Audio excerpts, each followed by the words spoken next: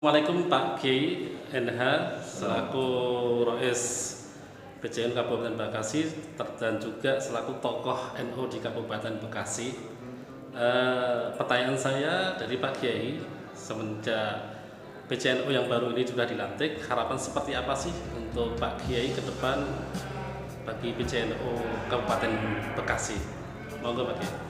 Ya, alhamdulillahirrabbilalamin. Kita bersyukur kepada Allah Subhanahu wa Ta'ala bahwa akhirnya pengurus cabang Nahdlatul Ulama Kabupaten Bekasi bisa terbentuk, dan ini semacam harapan yang sangat besar, sangat tinggi, bukan hanya dari kalangan pengasuh pesantren tetapi dari seluruh warga Nahdliyin yang ada di Kabupaten Bekasi. Harapan kita tentu saja PCNU Kabupaten Bekasi betul-betul bisa membangkitkan kembali harokah an-nahdliyah yang ada di Kabupaten Bekasi dengan dua fungsi utama, yaitu taqwiyatul ummah dan himayatul ummah.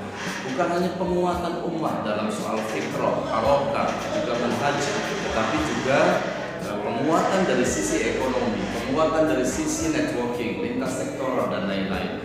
Saya percaya dengan kekompakan dari pengurus cabang Nahdlatul Ulama, dari Syuriah, Tanfidiyah, apalagi didukung oleh Mustasyar yang terus memberikan support, dan juga MWC di seluruh kabupaten, para ranting dan juga Banom serta seluruh lembaga yang terafiliasi dengan Nahdlatul Ulama. Fa insya Allah harapan ini akan bisa mewujud dengan nyata biidznillah. Satu lagi Kiai, bicara soal ekonomi umat PCNU Nahdliyin di Kabupaten Bekasi.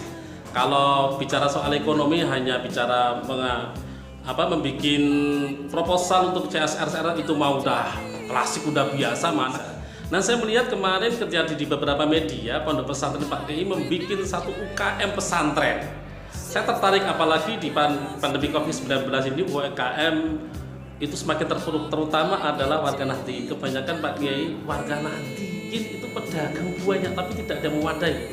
Ada organisasi UMKM, ketika saya tanya tidak ada yang namanya NU, nggak ada Kiai.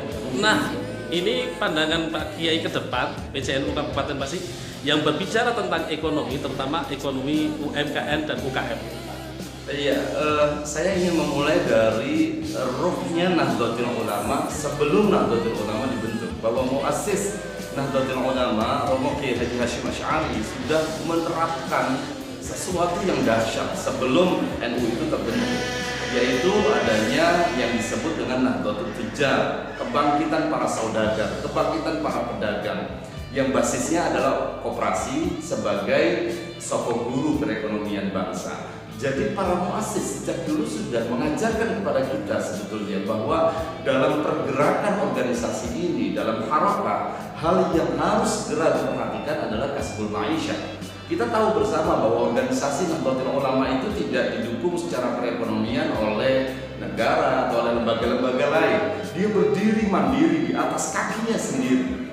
Kita tahu bagaimana kalangan kaum pesisir dulu, kemudian kaum tengah yang berada di dalamnya, para petani, para pedagang, kemudian para nelayan, semuanya bahu-membahu membangun Nahdlatul Ulama. Karena itu di era sekarang, terutama di era digital, kita menyadari bahwa spirit Nahdlatul Tujjar tidak boleh lepas, tidak boleh berkurang, tetapi harus tumbuh.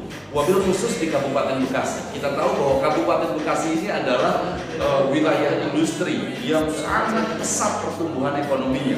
Bahkan kita juga memiliki sebetulnya secara pemerintahan itu anggaran yang berbeda dengan wilayah-wilayah lain. Karena itu hal yang perlu kita bangun adalah kalangan Nahdliyin jangan pernah berkecil hati. Saya teringat sebuah pesan dari salah seorang ulama Betawi dari Jakarta, Kiai Haji Hasbiyallah Ibn Mu'alim Haji Gaya. Pesannya sederhana kepada para santrinya, jika khairun min jigur, ngaji sambil dagang lebih baik dari ngaji sambil nganggur. Artinya apa?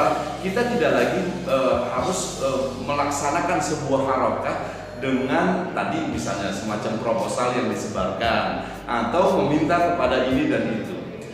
Jika khairun min jigur adalah filosofi orang Betawi, juga orang Bekasi, bahwa kita punya spirit kewirausahaan yang baik. Karena itu di Pesantren Motivasi Indonesia alhamdulillah diamanati oleh sekitar 700-an pengusaha UMKM di Kabupaten Bekasi untuk menjadi pusat distributor produk-produk mereka. Dan saya percaya bahwa mungkin lebih dari 85% mereka adalah warga Nahdliyin. Karena itu bersama-sama dengan PCNU Kabupaten Bekasi, mari kita hidupkan spirit kewirausahaan ini, dan insya Allah basis kemandirian organisasi akan bisa diwujudkan oleh PCNU Kabupaten Bekasi.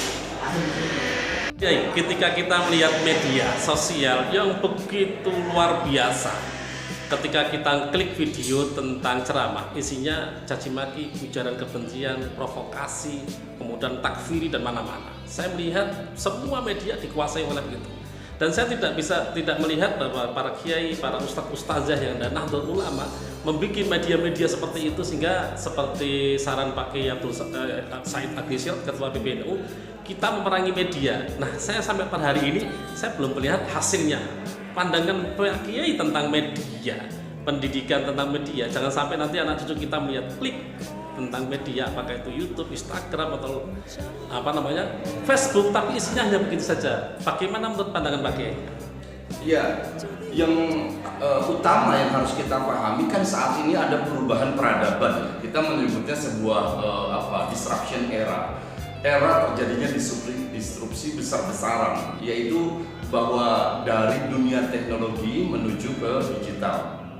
Bahwa perkembangan industri saat ini didominasi oleh sektor digital seperti membelalakan mata kita bahwa banyak sebagian besar kita tidak siap terhadap perubahan peradaban itu. Tetapi alih-alih menyatakan tidak siap kemudian kita mundur dari pentas dakwah di media sosial, menurut saya harus dikembangkan. Karena itu yang bertanggung jawab tentu saja untuk Kabupaten Bekasi, PCN itu kan punya lembaga-lembaga. Salah satunya misalnya LPN dalam pengembangan publikasi, kemudian LBNU dalam pengembangan dakwah. Nah, basis dakwah sosial media ini harus dikuatkan kembali. Dan saya percayalah banyak sekali anak-anak NU yang sangat kompeten di bidang itu. Ini saatnya bagi kita untuk merebut pasar dakwah dengan sebaik-baiknya, dengan kesantunan yang kita miliki, dan sudah saatnya bagi kita untuk melakukan kolaborasi dengan berbagai macam elemen untuk memenangkan dakwah yang dikenal dalam dakwah Islam Nusantara, yaitu Nahdlatul Ulama ini, dengan dakwah yang penuh kesantunan, dengan dakwah yang arif, yang bijak, yang mengajak bukan mengejek, yang salah satunya adalah memberantas peredaran berita hoax. Kita tahu bersama bahwa dalam basis dakwahnya Nahdlatul Ulama ini kan ada 3 fondasi utama, yaitu tawasul, tasamuh, dan tawazun. Sehingga konsepsi moderasi dakwah di dalam Nahdlatul Ulama tinggal disuarakan melalui sosial media yang sudah beredar. Dan kita harus berterima kasih juga karena banyak sekali sebetulnya, hanya mungkin belum dihimpun secara organisatoris ya, bahwa banyak sekali para Nahdliyin yang sudah melakukan gerakan-gerakan semacam itu, dan insya Allah PCNU Kabupaten Bekasi khususnya akan memberikan dukungan penuh kepada pekerja dan pegiat sosial media yang mampu menyuarakan hal-hal yang positif dari Nahdlatul Ulama. Doanya Ki untuk seluruh warga Nahdliyin, wabil khusus Nahdliyin dan PCI Kabupaten Bekasi. Kita bacakan Fatihah, mudah-mudahan kekuatan dan barokah dari suratul Fatihah yang menjadi bukan hanya tradisi kita tetapi ajaran inti dari Ahlussunnah wal Jamaah.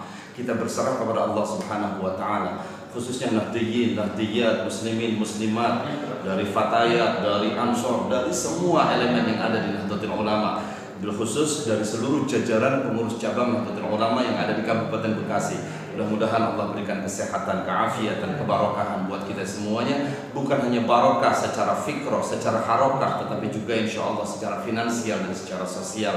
Bitilka niyyah wa ila hadratin Nabi Mustafa sallallahu alaihi wasallam. Qira'atul Fatihah. A'udzu billahi minasyaitonir rajim. Bismillahirrahmanirrahim. Alhamdulillahirabbil alamin arrahmanir rahim maliki yaumiddin. Iyyaka na'budu wa iyyaka nasta'in. Ihdinas siratal mustaqim. Siratal ladzina an'amta 'alaihim ghairil maghdubi alaihim waladdallin. Amin. Demikian, Allahumma waffiq ila aqwamit thariq. Assalamualaikum warahmatullahi wabarakatuh. Demikian wawancara saya bersama Kiai Haji Nur Huda atau yang biasa disebut dengan Kiai NH. Insya Allah saya akan datang ke tokoh-tokoh NU, ke para kiai, para ustadz yang ada di Kabupaten Bekasi untuk wawancara ataupun mengadakan talkshow, baik itu di bidang pendidikan, di bidang ekonomi, ataupun di bidang kesehatan, ataupun di bidang kelembagaan atau organisasi apapun yang berbasis NU dan Nahdlatul Ulama. Untuk itu sekali lagi kepada para kiai, para tokoh-tokoh Nahdlatul Ulama, tunggu kehadiran saya untuk wawancara ataupun mengadakan talkshow. Terima kasih. Wassalamualaikum warahmatullahi wabarakatuh.